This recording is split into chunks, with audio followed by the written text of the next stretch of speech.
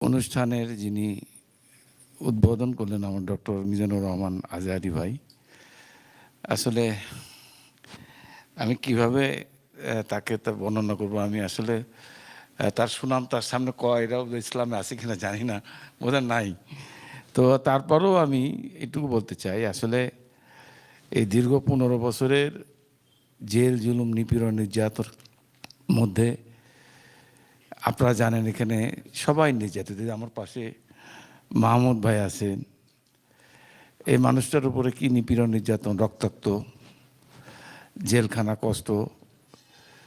এখানে অনেকেই আমরা আছি, আপনারা যারা হুজুর সাহেবরা আছেন, এই 15.5 বছর মাথায় টুপি, মুখে দাড়ি, যে মানুষই হোক না কেন সে জঙ্গি। আমি আপনাদের বলি, আমি এমপি হওয়ার পরে প্রথম যখন 90 দিকে এমপি হলাম, আমি আমার সঙ্গে, তখন আমি ইয়াং, খুব 30 বছর বয়সে আমি এমপি হয়েছি। তো এই সময় আমার সঙ্গে দুজন কোরআনে হাফেজ থাকতো সবসময়, এখন আছে তা। তো এই দুজন আমার সাথে সবসময় থাকতো, এই জন্যই আমি যেন কোনো খারাপ কাজ বা কোনো অন্যায় কাজকে যেন আমি উৎসাহিত না হই, তারা যেন আমাকে টেনে ধরে আর কি। যাই হোক, আর কোরআনের হাফেজরা তো জানি একটু সাহসী হয়, অত্যন্ত সাহসী।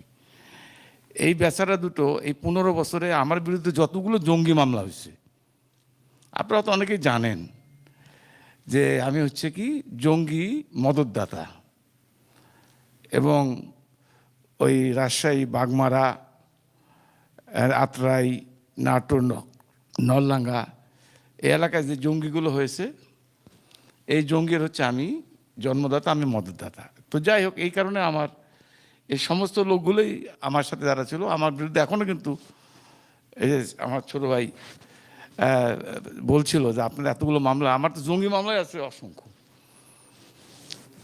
তো যাই হোক, আমি অন্যদিকে চলে যাচ্ছি। আজকের এই অনুষ্ঠানের যারা আমাদের আয়োজক, আমার আজহারী ভাই, আমি আজকের অনুষ্ঠানে সারজিৎ, এখানে উপস্থিত আমার আমার প্রিয় অনেক অনেক প্রিয় আমার মাহমুদ রহমান ভাই, এখানে আমার অনুষ্ঠানে উপস্থিত আমার দেলোয়ার হোসেন সাইদির, আমার অত্যন্ত আরেক প্রিয় মানুষ, যার সঙ্গে আমার রাজনীতি জীবন, উনি এমপি যখন ছিলেন, একসঙ্গে পার্লামেন্টে, গভর্নমেন্টে যখন ছিলাম, আমি যখন মিনিস্ট্রিতে বসতাম, আমার কাছে উনি আসতেন, অনেক কথা উনি অ্যাডভাইস করতেন।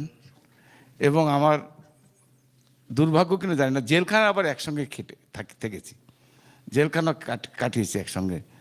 তার সুযোগ্য সন্তান উপস্থিত আমাদের হুজুর সাহেবরা, মৌলানা সাহেবরা, ইসলামিক চিন্তাবিদ, এবং আমাদের বিএনপি নেতা আমাদের কায়েম সাহেব সহ আমার সাংবাদিক ভাইরা, আসসালামু আলাইকুম।